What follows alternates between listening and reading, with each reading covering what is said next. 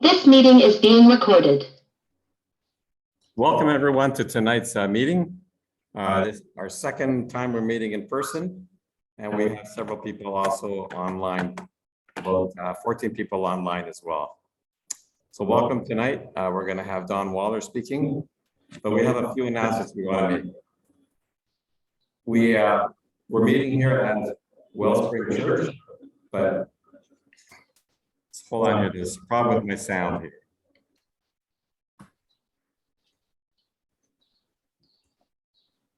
We're meeting at Wellspring Church, but starting next month, we're going to be meeting at a new location, Tyndale University. We hope to be able to attract some students and faculty to come and join us so that they can be equipped to spread the gospel. You'll see more news about it in an email in a few weeks, and they have great facilities there. So I hope you can join us in person when we meet there next month. Don, you have an announcement to make about RTB as well. Yeah. Hi, everyone. Good evening. So some of you I know are receiving emails from RTB, the regular ones that come out from head office. And if you're on their mailing list, you would have received an email just the other day when they announced that there's going to be a change in the leadership at RTB head office in California. They have been discussing Hugh's transition to a different role for about 5 years. I know this because I'm on the board for RTB Canada. And so this is not a sudden decision, but basically the long and short of it is that Hugh is going to be relinquishing all the administrative duties of running RTB as the president. And he is not going anywhere. He's going to continue to be there as one of the scholars. He's going to be speaking and writing books and doing all the things he loves to do, but he's passing on all the admin and running of the organization to Fuzz Rana, who's going to be the new president of RTB. There's going to be another individual appointed as the chief operating officer who's going to be supporting Fuzz in a lot of that admin support that the organization needs. It's grown to the point where they really need that kind of governance and support. So the guy that they've appointed is a longtime RTB individual with a lot of background and expertise in running organizations. So this is a great news story. So just don't worry, don't panic. He's not going anywhere. He's not sick. There's nothing wrong with him. It's just the right time for him to transition that role and especially those duties off to someone else. So we're very excited about it. Everybody in the worldwide RTB community is very excited for this change, and Fuzz is definitely going to be, stepping up. The actual change will take place on July the 1st, but it's being announced. It was announced a month prior, I think, on June 1st. So unless there's any questions on that, I think we can get back to tonight's. There's a question, Don. Yeah, go ahead. Can you Question. post in chat the email to, I can add myself then to the mailing list for that, if you don't mind. Yeah, if you just go on to RTB's website, and there should be lots of places where you can ask to be put on the mailing list. And then you just provide your email, and then they'll send that to you. You'll get regular emails from RTB headquarters pretty regularly. They're always sending out something new and exciting to share. And if you don't have any joy with that, then just send Bruno or I an email and we'll point you in the right direction. Yeah, well, either one of you can give your emails and I'll provide mine, so that way then I can be added to the email list, because I was referred from Robert on this, so I'm not sure if it's sent to Toronto at reasons.org or another one, so you can put that in the chat, it'd be great. Yeah, okay, so Bruno, can you get in touch with Joe? He wants to be on. Thank you so much. Joe, can you send me an email? I'll send you, yeah, I can send you the email, Bruno. You just put it in there and I'll send it to you directly, either way. Yeah, just reply to one of the emails that you've had. Okay. Fair enough. Thank you. So just to be clear, Joe, there's two email lists. The one is for Toronto chapter only, and Bruno manages that list, and we never share it with anyone. What I was talking about was the email that's available from RTB head office, where you'll get regular stuff arriving in your inbox. If you just want to be on our mailing list for the Toronto chapter, that's fine. Is that the one that you meant? Yeah, but if the headquarters is actually down here in California in the States, I got a link here from Robert's email that does about managing subscriptions. So if that directs me to, I can put my personal email, I'll do it that way. Okay. Yeah, that should work. Fantastic. Thank you so much. No worries. Okay. Shall we get started? So Please Don proceed. tonight is gonna be talking about practical ways that we can do apologetics. Because last month we listened to Hugh talk about his book, Always Be Ready. And we want to be equipped to do what Hugh has told us there. So Don is tonight going to be giving us some suggestions about how to be real about our faith. So take it over, Don. Okay, great. Thank you so much, Bruno. So again, welcome everyone to our meeting. This is obviously going to be our last meeting here at Wellspring. We'll be transitioning to Tyndale next month, as Bruno announced, and we're very excited about that. By the way, it's going to be a great venue for us and give us, I think, some new inroads in terms of being able to reach more students, more young people, which is something that's been on our hearts for quite some time. So conversational apologetics, being real about our faith. This is a talk that I have given just once or twice. And so I'm kind of always evolving it.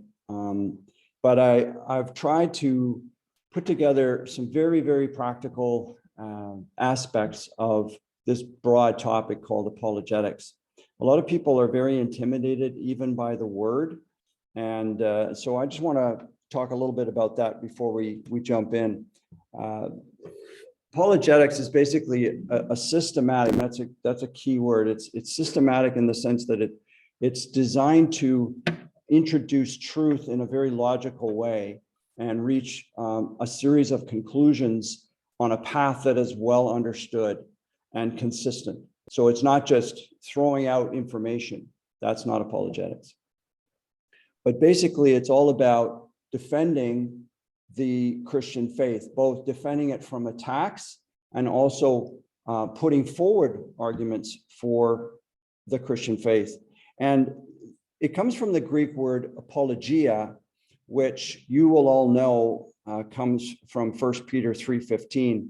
And this is probably one of Hugh Ross's favorite verses in the Bible.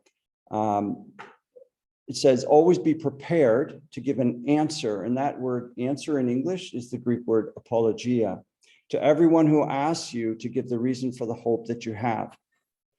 So this is an important verse for any of us who go by the name Christian, because when you became a Christian, I don't know how to tell you this and break the news to you, but you signed up to be an apologist. You may not know that. You may not remember signing anything, but in fact, when we say yes to Jesus, to following him, we say yes to being able to reach others for Christ. Is that right? I mean, that's why we're still here. In fact, it's one of the few reasons that we're still here, and that is to reach others for Christ. And so tonight, what I want to do is I want to help give you some practical things that you can do, some practical steps, answer some questions that perhaps you've encountered. Maybe not answer questions, but at least explore with you some of the challenges that maybe you've experienced in your own, interaction with people. And then we're going to have a good time of Q&A at the end as well. So if you have a question or something comes up, just, keep it in your mind and we'll circle back to it later. So speaking about answers, I want to just start with some of the things that you've almost certainly heard. Some people can't hear you very well. Okay. Is there a way to increase your volume on your microphone or something? I don't know. I'm about as close as I can be here without sitting on top of my computer. I'm hearing you quite loud and clear, Don, so maybe a speaker there, but I'm hearing you quite well. Yeah, I can go, let me just go to the audio settings for a second. I'm going to turn up my, Yeah, it's not on our ends at all because obviously we are remote, but we hear you fine, Don. okay, I'm going to turn up my mic like so. You increase How's that? Is that better? Is that any better? Yes? You might want to raise up your sound maybe on your end, Bruno. Say something? Yeah, just testing the sound one more time here. I think it's loud enough. Okay, it was adjusting it automatically, so I've turned that off. Okay, Thanks, Don.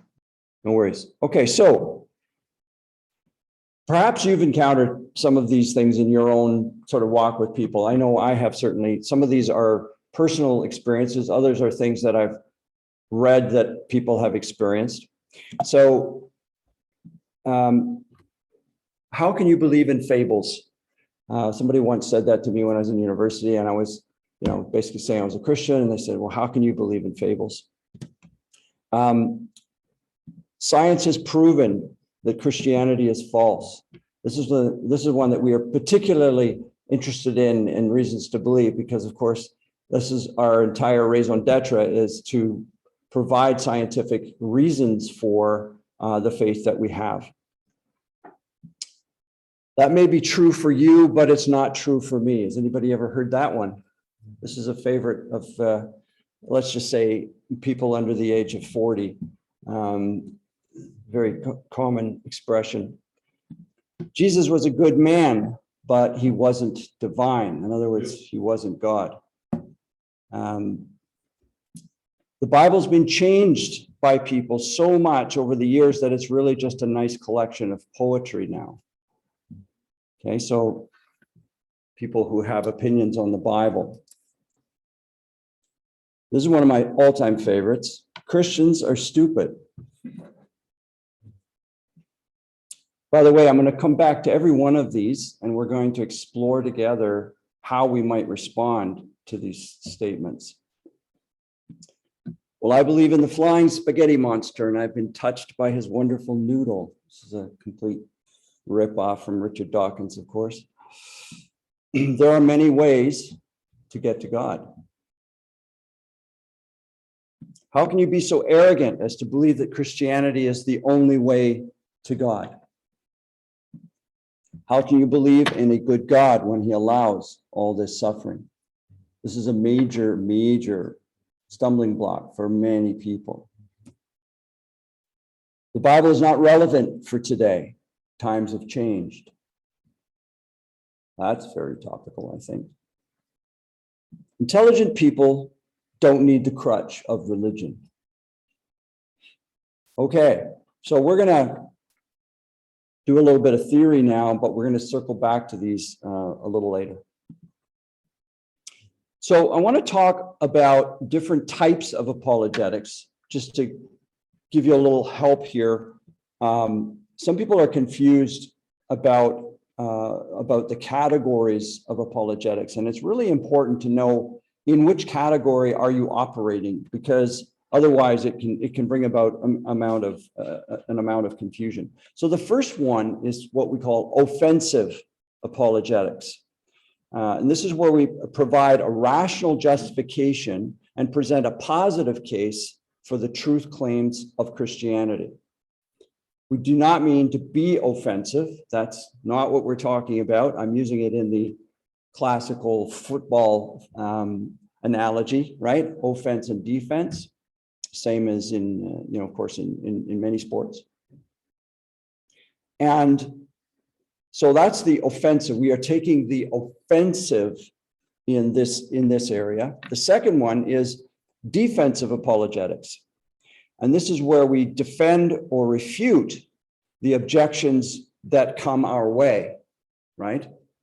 So you can see that those are completely different categories of apologetics. The one is you're taking the offense, the other is you're on the defensive, right? So a lot of Christian apologetics focuses on these first two, but I wanted to tell you that thanks to Hugh Ross and a book that he wrote that we discussed last month, Always Be Ready, I went through a real change in my entire understanding of how to do apologetics. I went through a change in how I think about apologetics, and I went through a change in my whole demeanor and approach when I'm talking with people. And I want to share a little bit more about that with you tonight. The third one is called open apologetics. And this is where we deliberately ask open-ended questions that results in putting ourselves on the defensive. And why would you do that? Why would you give the other guy a chance to beat you up? Okay. And the short answer is because it's a very, very clever tactic that does a number of things that we're going to talk about. And the most important thing is that it helps you to build relationship with that individual. So instead of it being this kind of discussion where, you attack and they parry, and then they attack and you parry, with your sword, that's not what we want to achieve as believers. That is not the approach that Jesus gets any glory out of. And this third approach, which I've termed open apologetics, is what came out of that book that Hugh wrote. And he talks a lot about how we need to ask questions. We need to explore with people where they're coming from, and not necessarily rush to give them answers. My wife and I are both leaders in the Alpha movement, which I'm sure many of you have heard of. And it's a very, very well-known rule almost in Alpha, and that is that when you have an Alpha group to explore the claims of Christianity, you do not answer the questions that people ask. You explore with them why they said what they said. So when someone says something completely outrageous in the group, you do not rush to go, oh, well, that's wrong, and let me tell you why, and here's a proof scripture to justify why I'm saying that. This is not what we want to do. Am I perfect at this? No. I have to tell you that we had some friends over last night for dinner, and we were sitting out back, and he's someone I've known for a long time, and I have worked with, and he and his wife came over and we got talking, and I know that he's searching because he and I've had previous conversations. I've given him a Hugh Ross book to read, I think, Creator in the Cosmos. Anyway, so over they come, and then the topic comes up, right? And I completely forgot everything that I'm telling you tonight, everything. I just went right into, well, I can answer that, and I can answer that, and I can answer that. And I pulled out all my, here's all my things. And I'm going, don't you know that I can? And it was like, oh my goodness. Afterwards, I just went, what? Why did I do that? So I'm here to say that I definitely have blown it, even very recently, but I also have done this over the last few years, and I find it to be quite effective. So let's continue on. The rest of that verse in 1 Peter 3:15 says that we should be prepared to give an answer to everyone who asks us to give the reason for the hope that we have, but to do it with gentleness and respect. And I think that this is a part of the verse that sometimes isn't quoted. People go, well, you should be ready to give an answer for every attack, But the reality is that we want to always operate in the realm of gentleness and respect. Why? Because that's where we're demonstrating something supernatural in us, which is the character of Christ. So we want to be like Christ when we're talking with people.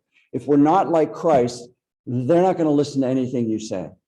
I mean, that's just a basic, absolute truth. We always want to speak to people in a way that makes them feel lifted up, not cut down.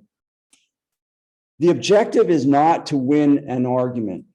It is to present your case for truth in a loving way with genuine care for the person. We need to present a defense without being defensive. right? We want to present our arguments without being argumentative.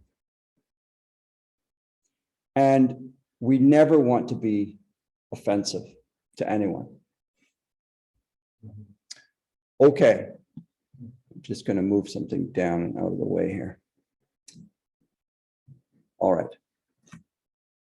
It's interesting you say that.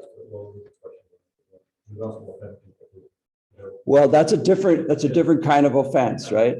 It's an offense to their minds because it's not in keeping with their worldview. But that's not what we mean by being offensive. I think we all know what offensive Christians can be like. And it's a sad, but a reality. Okay, I want to talk a little bit about some hot topics in apologetics. And this is just sort of general. If you're shocked by any of this, then I'm quite surprised because this is sort of out there. Truth versus relativism. So people say, well, what is truth? What is it? You know, and the best answer I've ever had to that question is really, really short. And that is that truth is that which corresponds with reality. Because there's reality and then there's everything that isn't reality, right?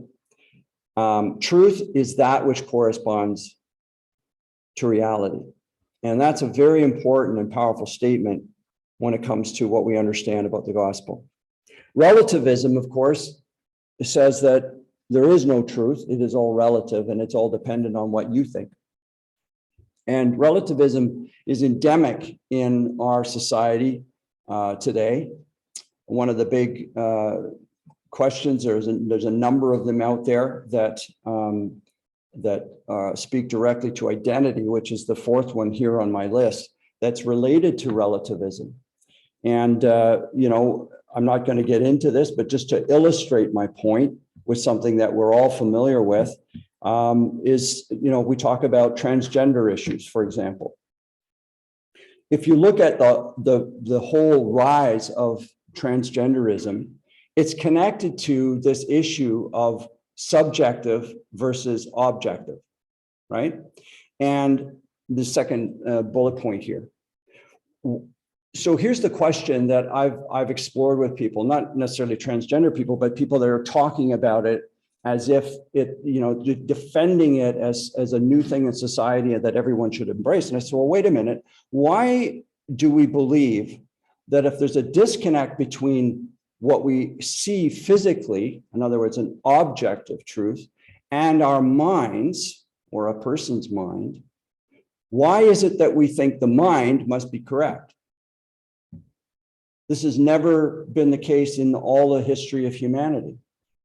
We've never had a situation where if your mind says one thing, but the physical reality says something else, the mind trumps the physical reality. This has never happened before. And with relativism, of course, I can believe anything I want about myself. And you can't stop me. And you can't tell me I'm wrong because my mind trumps everything else. And it's not always been this way. What do we mean when we say to be objective? Okay, it's to not be biased by personal feelings or opinions when you're considering and representing facts. I'm going to repeat that. To be objective is to not be biased by personal feelings or opinions when considering and representing facts. What about presuppositions? What are those? Well, everybody approaches a conversation with a bias. And we had Jeff Francis speak at an RTB chapter meeting some years ago where he wrote an entire book on bias and helped us to understand how, you know, deep it goes. Now, it's okay to have presuppositions. Everyone in this room has presuppositions. We all have them. Theists and atheists have presuppositions, right? The question is, what are they? And can we get them out in the open so that that helps to enable a conversation? So if you're a theist, you presuppose that there is a God. If you're an atheist, you presuppose that there isn't a God. So knowing the other person's presuppositions will help you not to waste a lot of time. Because if you start talking to them and you keep running into the same brick wall, it's probably because they have a presupposition that you didn't identify. Now, that doesn't mean you have to say to the person, okay, now I want to know all your presuppositions before we have a conversation. No, it's your job to explore and figure that out, but you must understand the person that you're talking to. That's just a respect thing. Okay. Here's a great quote from William Lane Craig from Reasonable Faith. The goal of offensive apologetics is to show that there is some good reason to think that Christianity is true, while the goal of defensive apologetics is to show that no good reason has been given to think that Christianity is false. I just think that's brilliant. Okay. Now, there's three main objections that really require defensive apologetics. And this is where you do have to have some tools in your toolbox. The first one is objections to the existence of God. If God is good, why does he allow evil? You know, I don't believe there's a God. There's no evidence for God. Show me the evidence for God, et cetera, et cetera, et cetera, et cetera. And the second one is objections to the hiddenness of God. If God exists, why isn't the evidence for him more visible? And of course, we could ask questions and say, well, if you had more evidence, would it matter? Look at the Israelites. They had hard evidence, pillar of fire, pillar of smoke, parting of an entire sea, and they still refused to believe. So having objective evidence, historically, we can demonstrate isn't necessarily going to change your mind. And it certainly does not lead to faith necessarily. And the third one is objections to Christianity. Things like, you know, the Gospels are unreliable. Jesus was just a legend. All the stories about Jesus are just legends. How can Christians say Jesus is the only way to God? These types of questions require a defensive apologetic. And here, of course, we'd want to refer to, you know, historical evidences, lives of the apostles.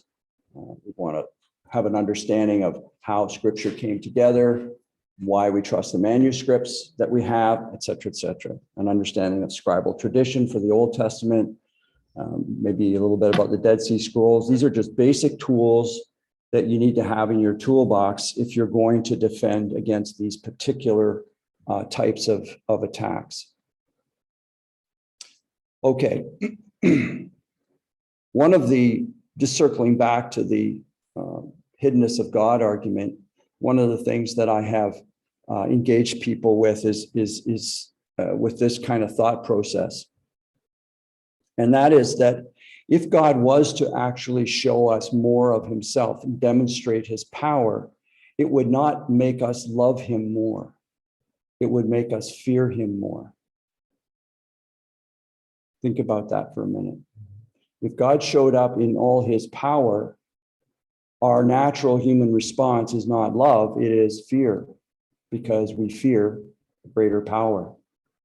And God's purpose in the way he's designed his kingdom is that he wants it to be ruled by love, not by threat or fear. God could easily have created a universe where he ruled by fear. He could have, but he didn't. He created a universe and he created us because he wanted us to love him for who he is, not because he's powerful. Now, thank God he's powerful, but that's not why we love him, right? So instead of becoming more loving, we'd end up becoming more selfish and worried about our own self-preservation. And so God designed the universe to be based on love and trust, not on threats and fear. Okay, let's talk a little bit about some strategies that we can use to engage with people. And this is really getting down to, you know, simple stuff that I hope will help you. The first one is to gather information. Now that might shock you, but it's really important In fact, I would say you should always do this first. So the person says to you, I don't believe in God, there's no God, blah, blah, blah, blah, blah. Your first response to that should not be, well, I believe in God. And, let me show you this book. Let me send you a book that proves that God, no. The very first thing you should do is gather information from that person. For example, you could just say something simple and say, well, what do you mean by that? Because as soon as you ask a question, it puts the onus on them now to provide more information, right? You are extracting from them something that you're going to be able to use. It's also just a very courteous thing to do and the loving thing to do. The second thing is to shift the burden of proof. You may have heard this term before, shifting the burden of proof. What does that mean? Well, somebody says something that is, it's an attack on your faith, You Christians are all the same or whatever, right? They're grumpy about Christianity for whatever reason. And if you shift the burden of proof, in other words, I'm not going to prove to you what you just asked me to prove. Show me that there's a God, right? We shift the burden of proof by asking more questions, like, how did you come to that conclusion? Now they have to prove to you why they don't believe or what their thinking is. And you're just gathering information. So far, you haven't had to think about anything. All you've had to do is ask 2 questions. Do you see how easy this is?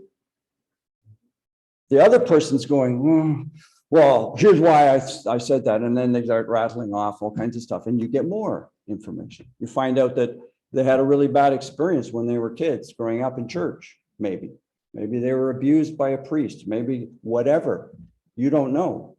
But that is going to be way more important than all the other stuff of proving your point. You see what I'm getting across here? You want to understand that other person and where they're coming from. And then the third strategy is to lead the person gently, lead them to some important insight. So ask them, well, have you ever investigated how the Bible came together? Let's say they say the Bible's just a pack of lies. We'll say, well, why do you say that? Well, because of blah, blah, blah, blah, blah. Well, have you ever actually looked at any of the historical records around the Bible? And when they say no, you can say, well, I could recommend this. Might help you. Again, you're not attacking them, you're just leading them gently, taking them by the hand, gently leading them down the path. Some statements are just plain self-destructive, right? And you need to be aware when people do this and point out the fallacy when they make one. So here's a classic: there is no truth. There is no truth. People say that all the time. So the really good answer to that is, are you saying that's a true statement? Do you see? It falls apart real fast. You don't have to say, oh, yes, there is truth. I believe there's truth. No, you just say, well, is that a true statement? Bingo. Gotcha. And what are they going to do? Now, the idea is not to get them. It's not to embarrass them, but it's just to show them that that's not logical, what you just said. And hopefully that'll allow the conversation to continue. Now, remember, I just want to pause here for a minute.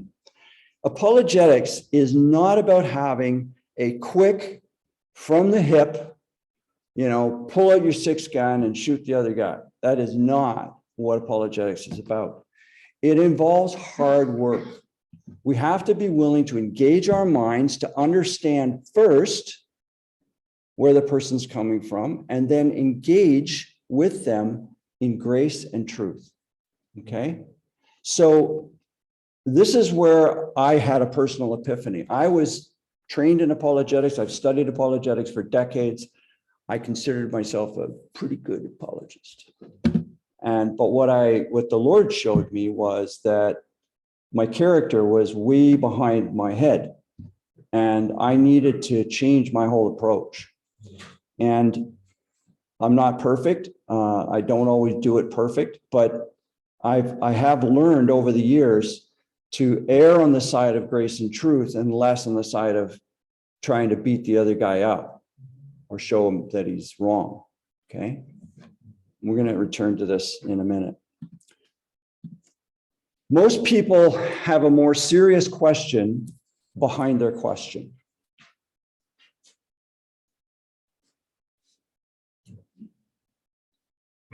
Don't assume when somebody asks you a question that that's really their question. In fact, you should assume that there's something behind that question. And your job is to explore and try and find out what that is. So I'll give you a classic example. This actually happened to me. Somebody said to me, it was actually a Christian who was struggling with some of the truths in Scripture. And they said, well, what about all those people who haven't heard about Christ? Now, you're probably all thinking of your, classic answer to that question. Well, what about all those people? Well, you should go to Romans 2. Paul addresses this subject, but those that have heard and they respond to the light, and you could go on and on and on. But that isn't their question. You know what their question really was? Simple one. Is God fair? That was the question. And if I had just gone into, the whole Romans 2 thing and all that stuff, I would have missed answering what they really were asking. And this is where we need the Holy Spirit to help us, because he will tap you on the shoulder if you're walking in the Spirit, and he'll say, don't take the bait on that one. They have a more deeper question. And this is where apologetics is an art. It's not a science, right? You have to allow for God to use you as an instrument, and you have to be open to hearing from him in the moment. It's so important. With certain people, you can be more vulnerable about your own struggles and your own journey. Your candor shows that you're a genuine person. You're not a religious nut. You're a real, genuine person, just like them. That is very powerful with people. When I don't recommend this with just everyone you meet, but with someone with whom you've established a friendship or some kind of a rapport, it is very powerful to share with them at the right moment some of your own struggles. Because if you've never had a struggle with your faith, then I'd like to talk to you. We all have, right? And so when we share that appropriately, it can really, the other person's guard will come down even more, and they'll begin to trust you and say, hey, this guy's not trying to cram anything down my throat, because he's just like me. He struggles with stuff too. And lastly, this one is really, really powerful, and that is invite them to put Christianity to the test. Don't be afraid to do that. And I don't mean say to them, well, you should put Christianity to the test. What I mean is you should show them that whatever it is you're talking about, Scripture addresses. But this notion of hiding behind some kind of religious instruments is not what the Christian faith is about. Far from it. Because we know from 1 Thessalonians 5:21 that the Bible is the only holy book out there that actually invites people to test it. Test everything and hold on to the good. And in other talks, you've heard me say that this was part of the scientific revolution, this notion that we can test the universe, that the universe is not going to change. It is not an ether that is ebbs and flows. There are real physical laws. We can explore those physical laws and we can learn something about the Creator. That is what scientists did and what spawned the Reformation, the scientific Reformation. Okay. And here's really, I want to just pause and talk about this for a moment. This is kind of the center of what I'm trying to say to you tonight. Everyone is on a journey, including you and me. And the sooner you can acknowledge that and admit that to yourself, the sooner you can engage with people in a much more winsome way. You can drop the I have to prove you're wrong and I'm right. You can just get rid of it. When you recognize that everybody you meet is on a journey, some are journeying toward Christ and some are journeying away from Christ. Our job is to help every one of those people along the way of their journey. We want to move those closer to Christ that we can, and we want to turn the other ones around so they can start journeying in the right direction. That's our job as Christians and as apologists. You are just one person. It may take hundreds of people to get someone to the point where they move away from whatever they believe to faith in Christ. Just be yourself. Be faithful to what you know. Don't ever try and come across knowing something that you actually don't.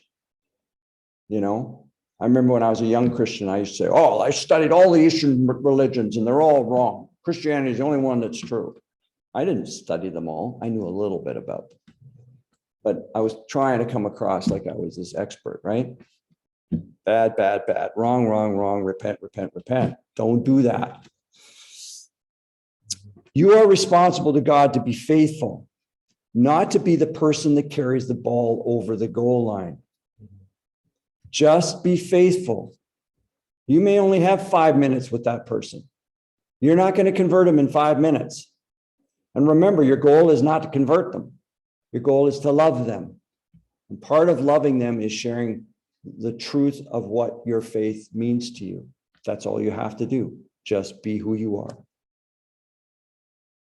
Okay. Paul addresses this, of course, when he says that, you know, Apollos watered and Timothy planted and, you know, different people were involved in bringing about the harvest, was his point.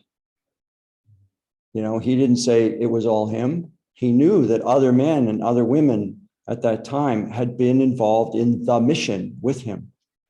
And he was just one person. Now, he was an important person, of course, but even the Apostle Paul understood this. All right, so I want to return to some of our list of encounters that we had earlier and see if we can explore how we might deal with those. Remember, apologetics is not having a quick, you know, pull out your favorite apologetic, you know, argument and blast the other guy with both barrels. It's doing this hard work of engaging our minds to understand the person first and then to respond in grace and truth. So let's look at the first one. How can you believe in fables? Well, if someone says that to you, they obviously have an attitude that Christianity is a fable. Maybe they've seen a couple of movies, read a couple of Dan Brown books. You don't know, right? But you need to know. You need to know where are they coming from with this, right? So this is a classic case where you just want to ask a simple question, like, well, why do you think Christianity is a fable? What have I just done? I've opened the door to get more information, and I've done the other thing. What's the other thing I've done? I've shifted the burden of proof. I'm not defending Christianity. I'm not defending anything. I'm expecting you to defend why you think it's a fable. Do you see? Do you see how easy that is? It's very clever. Greg Koukl from Stand to Reason has written a number of books on these kinds of strategies, and he's just excellent at this. And one of the things I've learned from Greg Koukl is how simple it is. It's not complicated. You don't have to be a genius to do this stuff. You just kind of go, well, yeah, okay. You don't even have to know the terminology. Well, I shifted the burden of proof with that guy. No, whatever you did, fine, great. The point is you made them answer their own question, their own attack. You see? Yeah, give your head a shake. I know you're still awake out there. All right. Science has proven that Christianity is false. Well, again, if you're a scientific person, this really gets your back up, especially if you've been doing scientific apologetics for years and years. So you have to resist. You have to resist that immediate desire to go, well, let me give you 10 reasons, you know. Do you know that the oxygen 16 to oxygen 18 mass ratio is so finely tuned that it's impossible to blah, blah, blah. What about the Hubble constant? It's tuned out to 16 decimal points. If it varied by just 1 decimal point, there'd be no, you know. I've done that. How about this for an answer? Can you tell me what one of those proofs is? Science has proven that Christianity is false. Okay. I accept your statement. Can you give me one proof? What have I just done? Shifted the burden of proof, right? They got to now prove their statement. I'm not proving anything. You would also point out to what is his underlying question. That's correct. That might lead you to his underlying questions as well. How does that proof? So let's assume he comes up with something. Let's assume, I say he all the time, but you know, obviously we're talking to men and women, boys and girls. So he might come up with a proof and you go, okay, well, how does that proof demonstrate that Christianity is false? What have I done?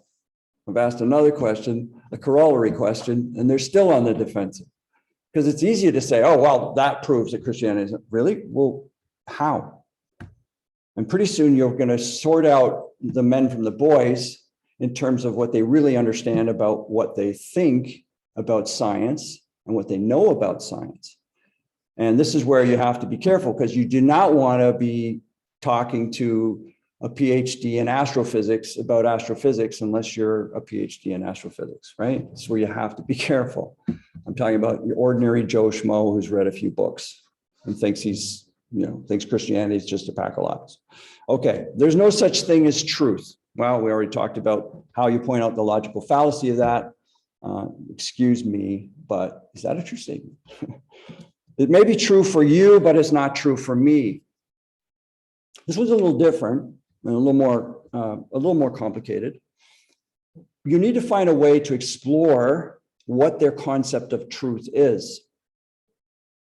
If after a few sort of questions from you, you're pretty convinced that you're dealing with a person who's steeped in relativism, okay, then you can explore a little bit further on that basis. So, for example, if it's clear that they don't believe that there's truth, that, you know, its truth can change, even the truth that they believe, well, then you might want to ask them a question like this and say, well, how do you know that they're living in any sense of reality? How do you distinguish between reality and fantasy? And this often catches people off guard, because if you're willing to morph what you believe and morph the concept of truth, then you're in very dangerous ground, because how will you distinguish then between what is real and what is a fantasy? And another good corollary is this one, and that is I will say to someone, what if my truth is completely at odds with your truth? Which one's true? And now you've really opened the packet of worms, haven't you? I try and get people to answer this question, and that is there an objective? Do you believe that there's an objective reality that is discoverable? Because if you don't believe that it can be discovered, there is no truth that can be discovered, then you're not really having a conversation with someone who's serious. And, you know, some of you may remember Francis Schaeffer, who was a great apologist, wrote lots of great books in the middle of the 20th century. It's long gone now. But I was a bit of a Schaeffer student. And he tells this great story about a person that says, you know, that we're trying to prove that there's no such thing as right and wrong.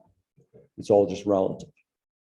And so Schaeffer talks about how the other person that was talking with them was making tea. And so they boiled boiling pot of water, and they kept engaging in the conversation. So you're saying that there's no right, there's no wrong. It's all just whatever you think and whatever I think. There's no objective good and no objective evil. And the person says, yeah, that's right. And so they got the boiling pot of water and just came and stood right over their head and threatened to pour it on their head. He said, are you sure there isn't a standard that something is really wrong? Of course, they would have said, well, no, you can't do that. Well, why not? There's no right or wrong. I can pour it on your head, can't I? So it's a practical demonstration. It wakes people up to realize that they're just jabbering on, but they're not being real. Of course, people believe there's real good. Otherwise, people wouldn't get upset about suffering. They wouldn't get upset about evil if they don't believe that there's some other thing called good.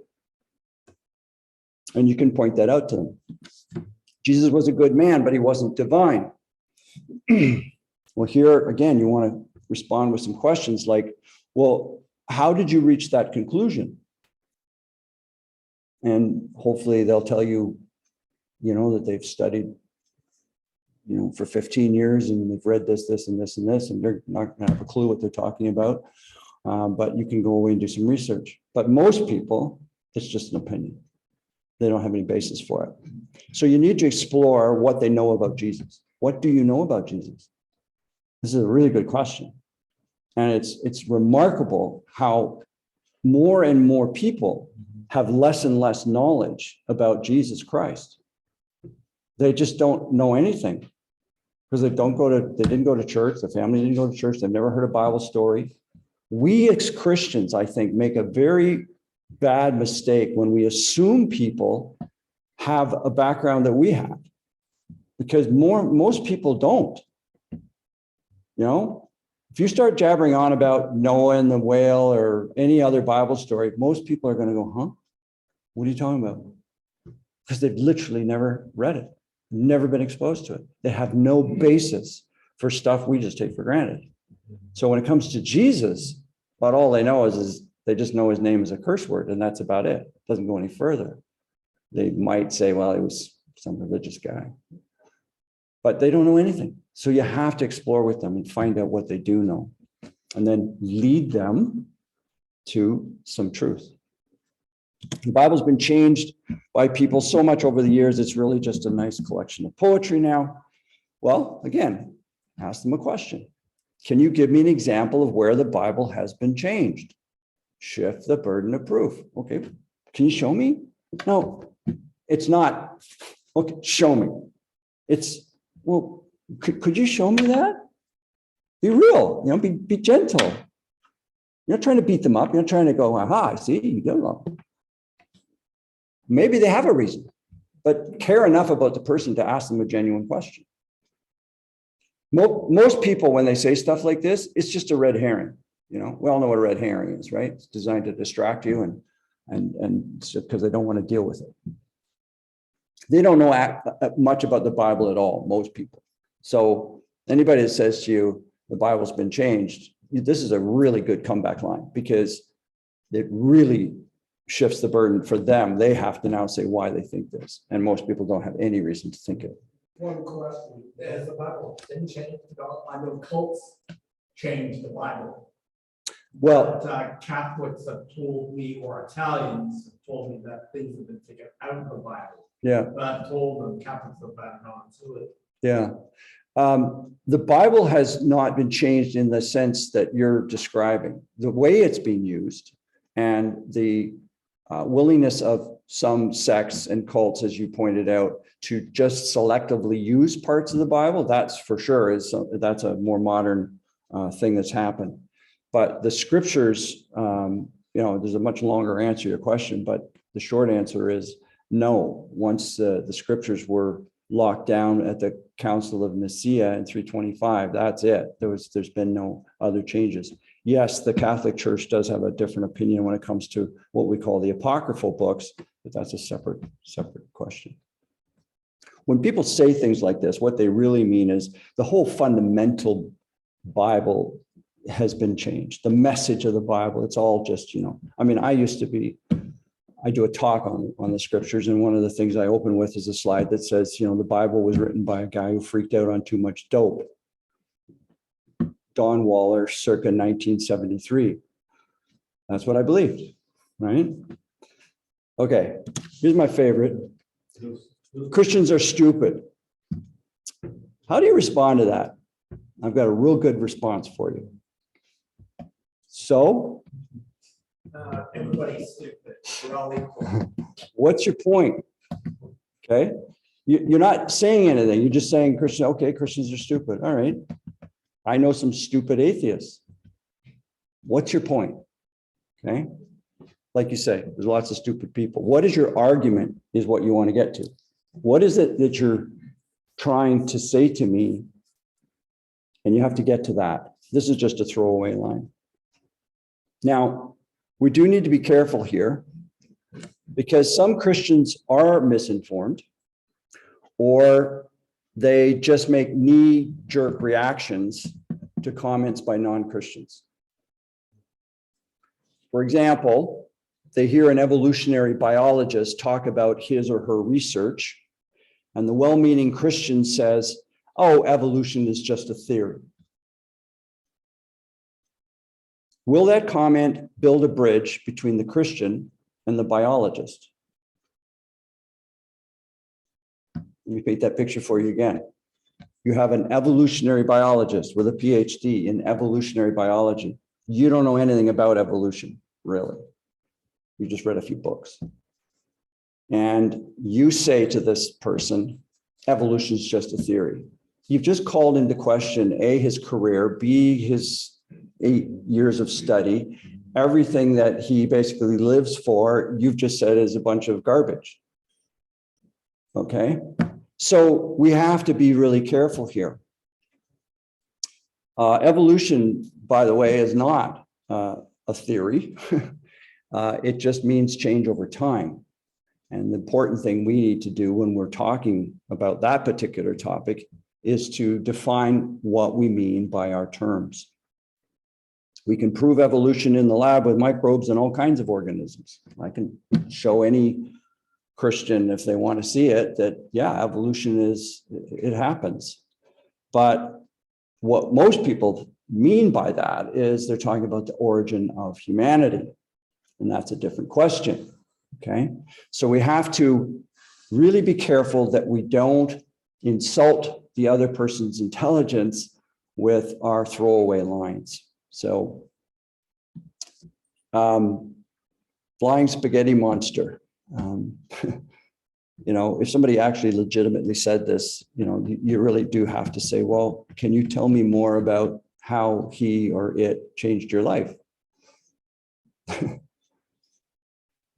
How many other people believe in him, it? Can you share with me the evidence for his or its existence and how he or it interacts with you? What am I doing? Calling their bluff, right? There are many ways to get to God. Okay, again, come back with a question. Can you share one way with me? So what you're going to find out is, what do they know? Do they know anything about comparative religions? Have they ever studied it? Do they have any knowledge whatsoever? Or are they just, is it just a throwaway line? Because you need to know that if you're going to go any further with them, right? And then you could say, well, what about, pick another way. Don't pick Christianity, pick another one. I don't know. The person says, yeah, Buddhism. Well, what about Islam? Can they both be correct? So what have I done? First of all, I've kept Christianity or Judeo-Christian faith completely out of the picture. Haven't even brought it up. Haven't mentioned it. But this person says that there's many ways to get to God. Okay, show me one. Okay, that's fine. Okay, I accept that that's a way, according to lots of people. Well, what about this one over here? Pick another one that you know is completely at odds with that one. For example, one God, many gods. How can they both be true? Could they both be false? Oh, yeah. Oh, okay. So they could both be false. So there's room for that. Okay, good. We're making progress. So you see, the point is that I'm not even engaging anything about Judeo-Christian truth claims here. All I'm getting them to see is their way of thinking and lead them into a more focused and disciplined way of thinking. You've all seen this before, I hope. Famous picture of the elephant with all the different people on it saying what they think the elephant is. The guy that's on the ear says it's a fan. The guy that's feeling the tusk. These are all blind men, by the way. They're all blind. They can't see. It's a spear, the one says. The other one says it's a snake, feeling the trunk. The other one feels his leg and says it's a tree. The other one feels his side and says it's a wall. The other one says it's a rope, feeling the tail of the elephant. Okay?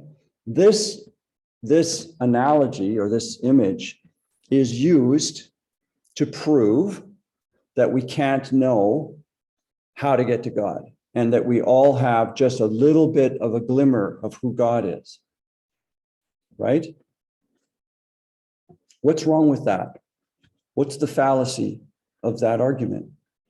Well, it's pretty simple. It presupposes, and this is going right back to the beginning when I talked about presuppositions. What's the presupposition of this image, of this picture? The presupposition is this, that we cannot discover enough truth by ourselves to understand the nature of reality. We can't do it. We can only have a little glimpse, and it's not enough to know the truth. That's a presupposition, and it's not true. How can you be so arrogant as to believe that Christianity is the only way to God? Well, again, this was a personal example, and all I said to the person is, well, first of all, you need to know that arrogance and Christianity are mutually exclusive. Christians are never to be arrogant. So if you think I'm being arrogant, I'm not.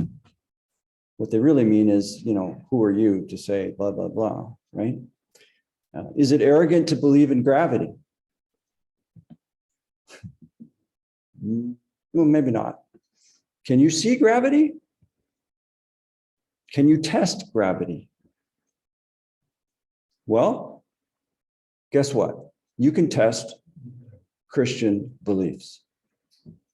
See, it's like boom, boom, boom, boom. Conclusion. How can you believe in a good God when he allows all this suffering? This is a very important one, and it is very common out there, and you should all have some feel for how to deal with this. One of the first questions that I ask back when someone says that is, I always say, why does suffering bother you?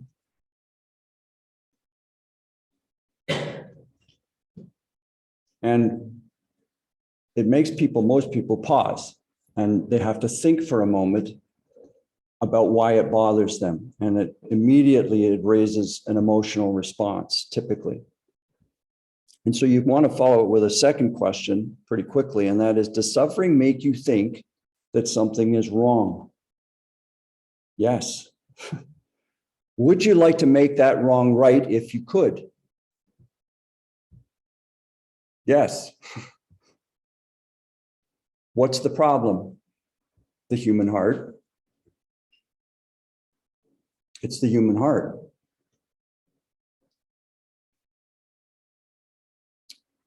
A lot of atheists borrow theistic concepts from the theistic camp in order to throw stones at the theists. What do I mean by that?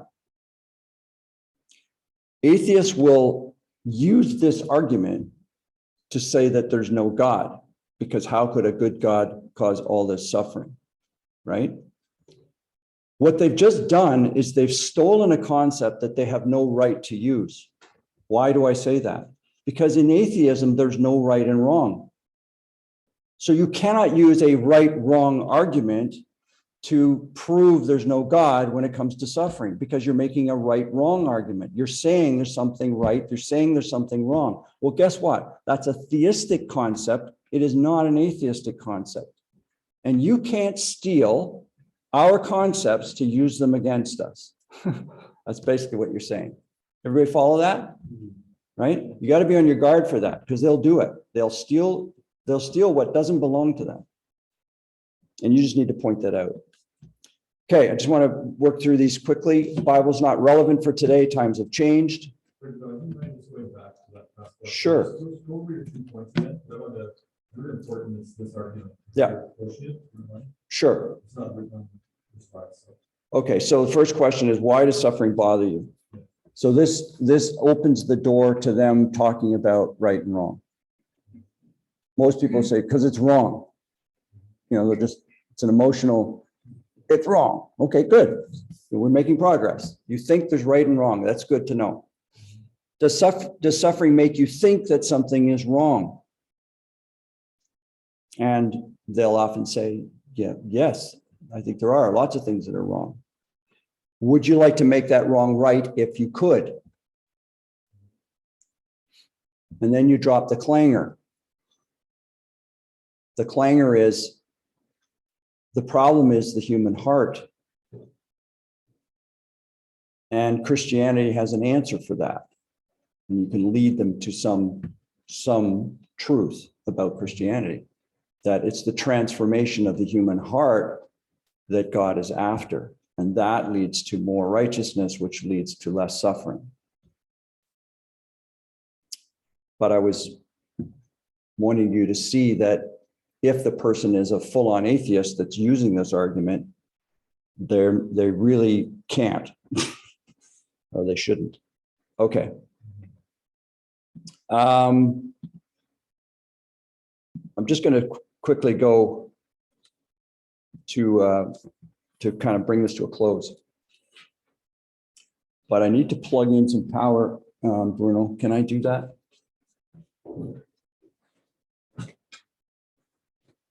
Right behind you. I don't know if it's going to be long enough. It's not going to be. Thanks. Okay. Yep, I'm good. Thank you. Okay, everybody still with me? So I want to introduce you to this better approach, and this is the one that I learned from Hugh, and you can read about it in his book.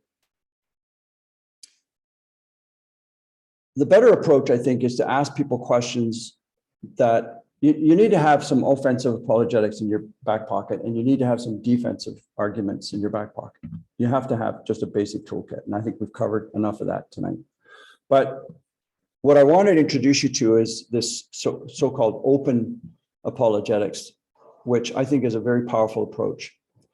And the approach basically goes like this. Ask the person deliberate questions that will put you on the defensive.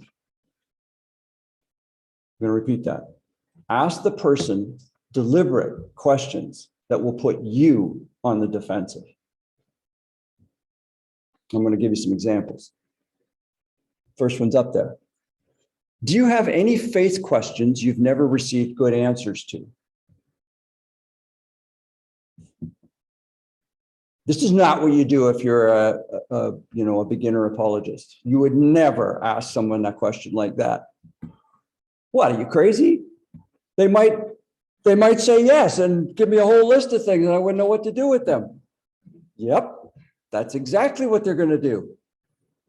But what are you doing? You're learning about them. You're finding out what their sticking points are, the things that really bug them. And then you can go away and you can do some research. and you can build some friendship with them. How about this one? What's one of the hardest things in the Bible for you to believe? Whew. Well, I don't know about that, Jonah whale thing. That just can't be right. Okay. Where in your life do you find it most difficult to believe in God?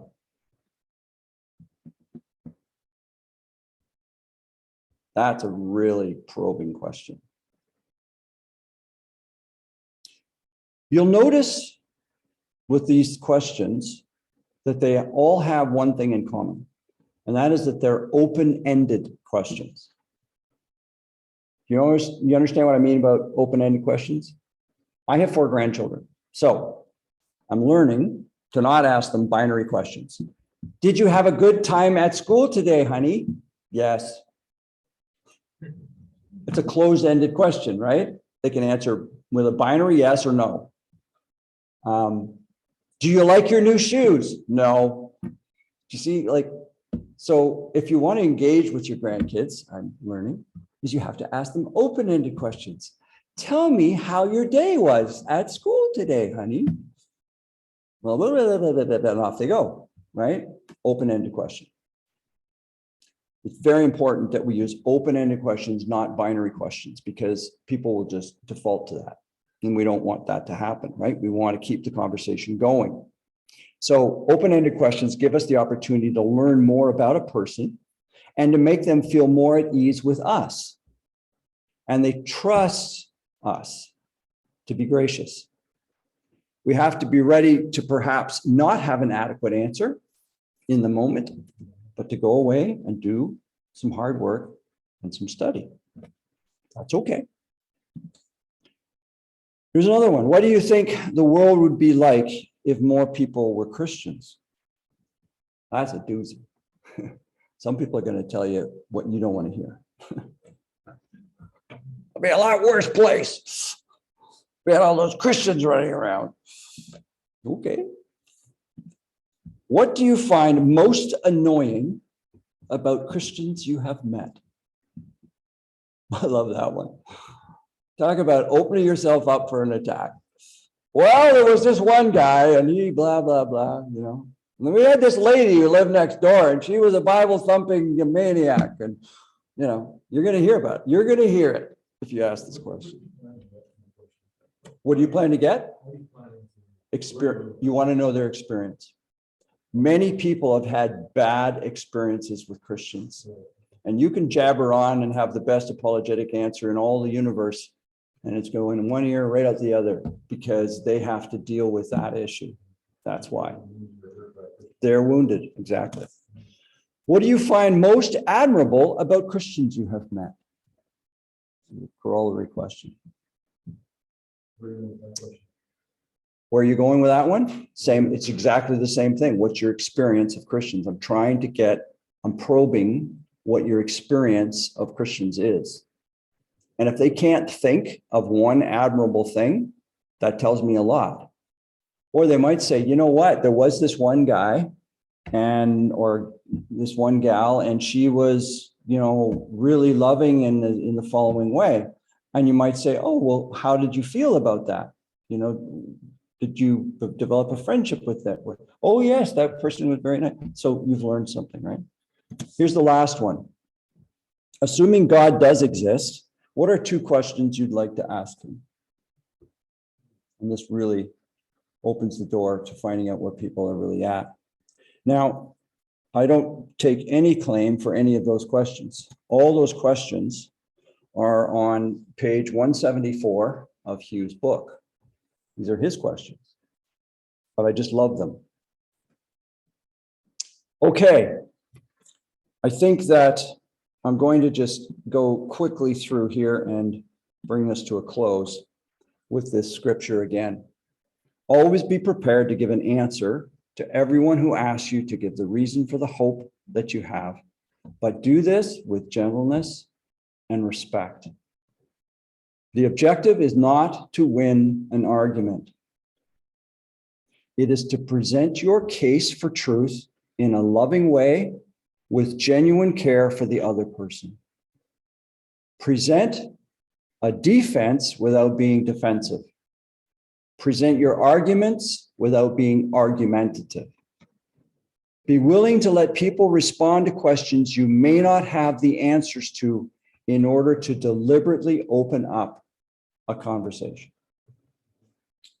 And here's some more resources that you can go to that will help you with this broad topic of apologetics. Thank you very much. Sorry we got started a bit late, but I'm happy to take some questions. And then we're gonna, Pick them up to the microphone, the computer here, so that the online. or I can just repeat, I can repeat them from the front. Sure, unless it's a mile long. Andrew, How do you get onto the subject? how do you? How do you get onto the subject? Most people talk about the weather, what they just did for a vacation, what car to buy. Yeah. That is an excellent question. I'm just going to repeat it. So the question is, how do you get onto any topic that's remotely involved with apologetics? You know, talking about God, talking about your faith. How do you do that? And I can only tell you my own experience and what I've observed in some others. I'll start with my wife. So I don't know what it is about my wife, but it's like she walks around with a sign on her forehead that says, "Please talk to me about Jesus." It's like, it drives me crazy. We go to the grocery store and she's in line with this lady behind her for like not even 30 seconds. And she's already talking to her about faith or something to do with her faith. I don't know how she does it. I just don't. I just sit there going, you know, how did that happen? So I think that there is a sense in which some people really do have a gift. I think wife has a gift, but that's not an excuse, right? I think for most of us, it's just through normal conversation and being who you are. I have found that most people, almost 99.9% of people, will not dismiss you if you mention that some part of your life you do certain things because of your faith. For example, someone might say, you know, what'd you do for the weekend? Well, you know, I did this and this. You don't. The first thing you say is, oh, I went to church. That's like the third thing. You give them a list of things that you did on the weekend, and you include the fact that you went to church, if you go to church. Most people go, oh, okay, that's interesting, and they might ask you another question. Say, well, what church do you go to? Or why do you go to church? Or what? And poof, away you go. You're off. So it's the tie line of my talk was being real about our faith. We have to be real. Just be real. Just be who you are. And you won't be able to not get people, you know, asking you questions about why you're that way. You're not trying to get into the deep topics. You're just trying to break the ice and say, hey, you know, you could start with a question to them. Say, well, what did you do for the weekend? You know, and they say, oh, well, you know, I did this, blah, blah, blah. And they might say to you, well, what did you do? Or you could just say to them, oh, well, I did this on the weekend. And, you know, we had some people from our church over for dinner. Oh, you have people over from dinner? You see what I mean? It's not complicated. At work, there's always an opportunity. Somebody will comment on something, and you just weigh in a gentle way with an opinion that maybe is quite different and comes from a Christian perspective. And they will say, well, why, you know, how come you're saying that? Well, you know, I haven't always believed this, but I became a Christian when I was younger and blah, blah, blah, right? Yeah, go ahead. My father-in-law loves history. Mm-hmm. And every time I get near him, I get history.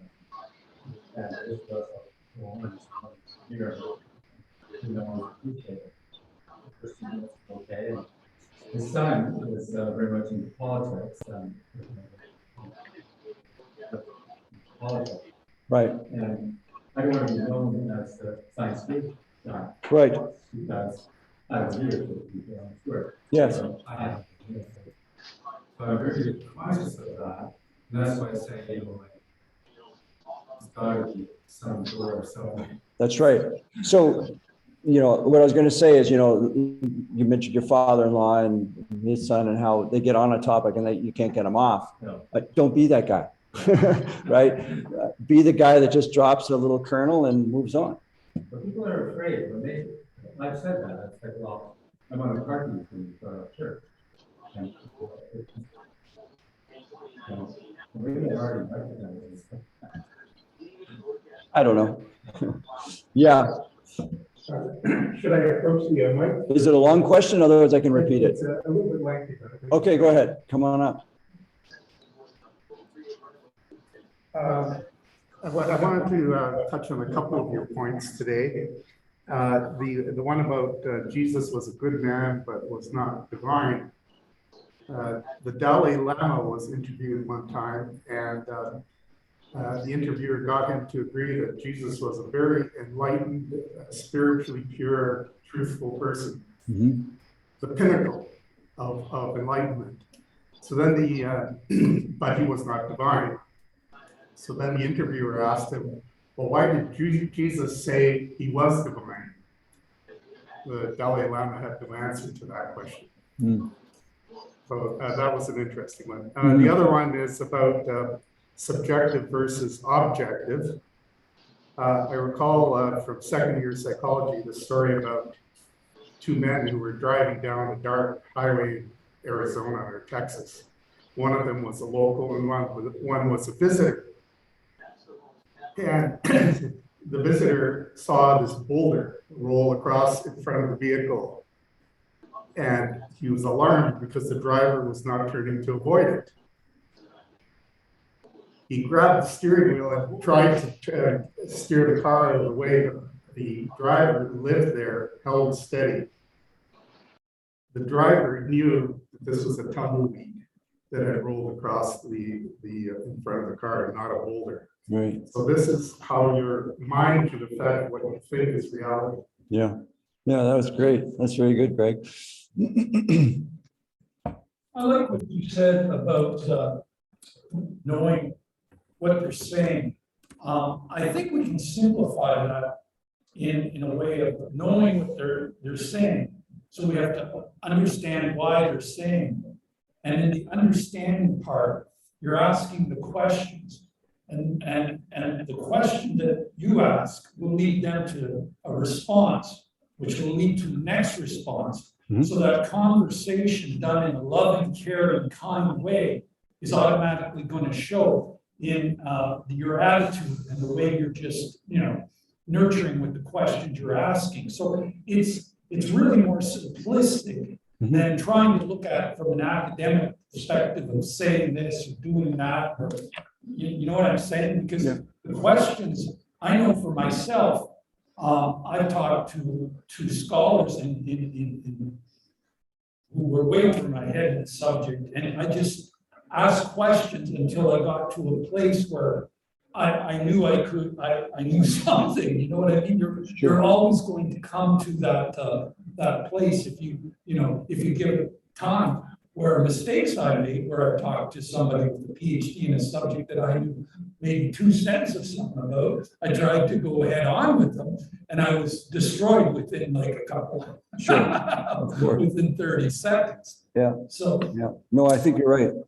That's why I talked about the whole issue of being on a journey.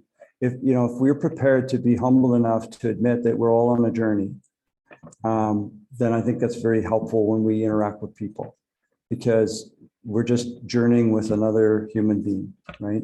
One of the things I didn't mention was that you can have all the right answers, you can do all of this perfectly, but it will not necessarily bring a person to faith. Faith is a different subject, and faith is not, faith requires evidence, we know that, but it's not just give me enough evidence and then I'm going to believe. That's not the way it works.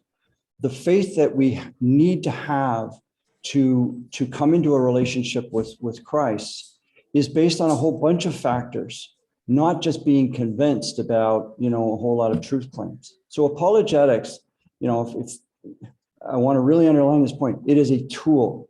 It is not the only way. I mean, you can speak to people without using your mouth, with your actions. You can care for people by loving them, by doing things for them. There's so many ways that we can express the love of Christ, but that's not my topic tonight. My topic is apologetics. And so what I'm trying to help you with is a gentler, kinder way to do apologetics than what I have seen in my own life and what I've seen in other people who do apologetics. And it comes across sometimes pretty harsh and pretty unloving. And people know when you're trying to prove something to them, and they don't like it. Most people do not like that. So you got to be really relaxed in your body language and in your approach to the person. Yes, Bruno, and I'll come back to you. There's an online question that about gender identity here that maybe, I don't know if you can answer it or not. It says, when a person feels that he or she was born with the wrong gender body, example, Bruce Jenner, his body is in conflict with his soul and spirit. So how do you determine which has,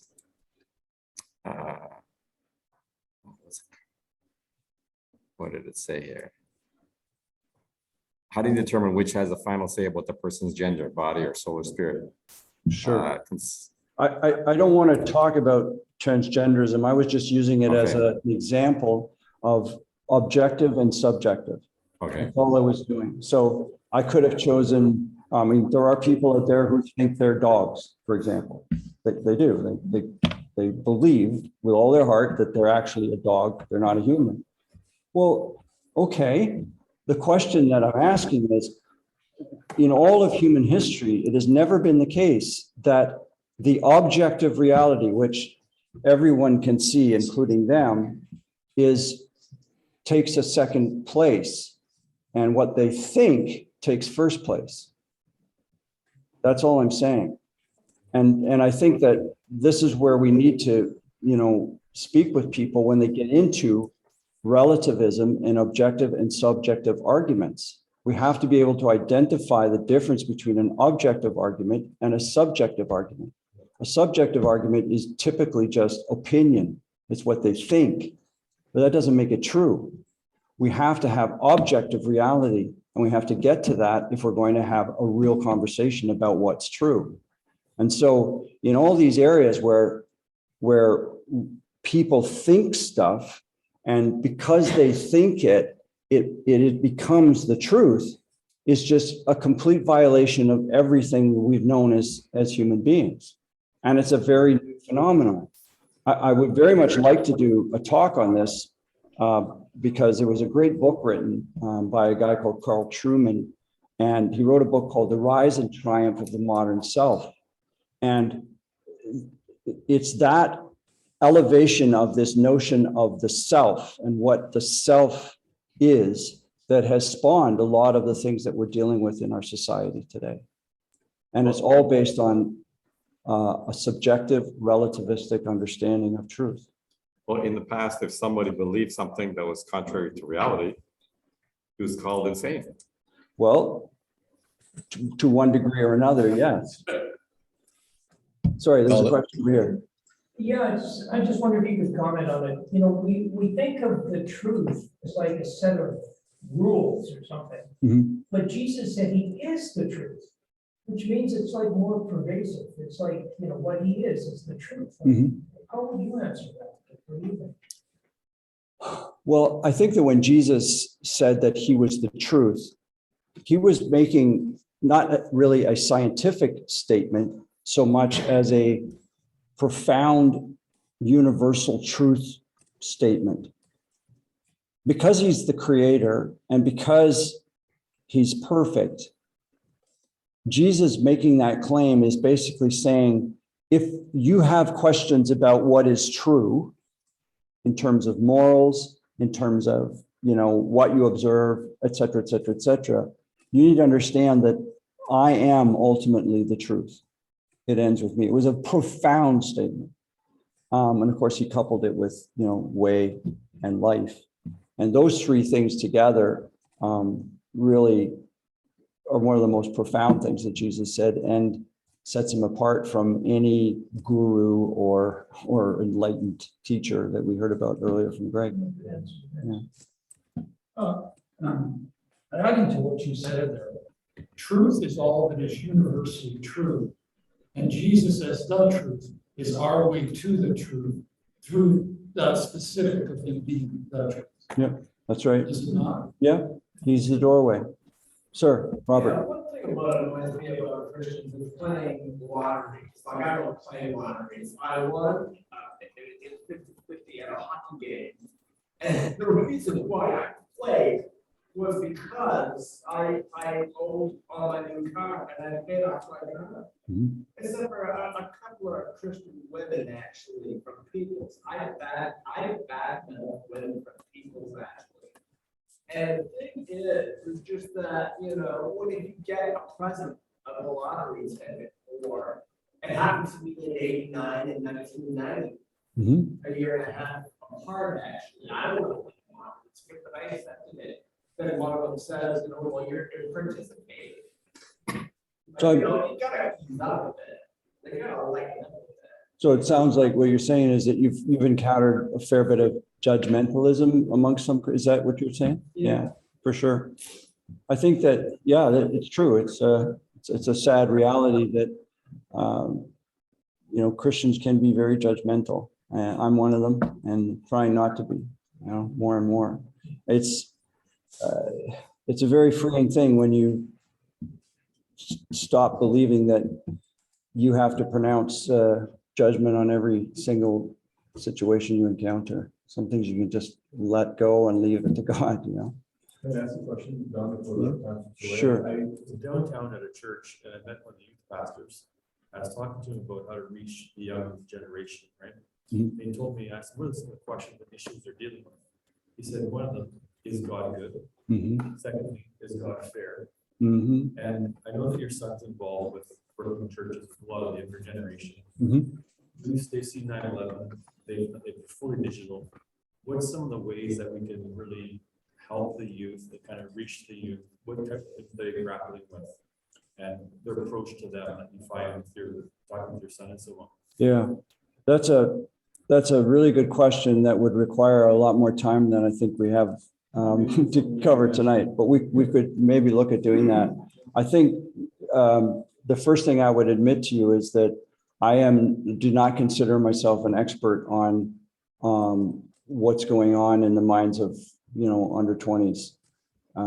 My son is, and I talk to him about it from time to time, but I would not pretend to be an expert in that area. I do know that they've moved beyond postmodernism. They've gone beyond the post-Christian thinking.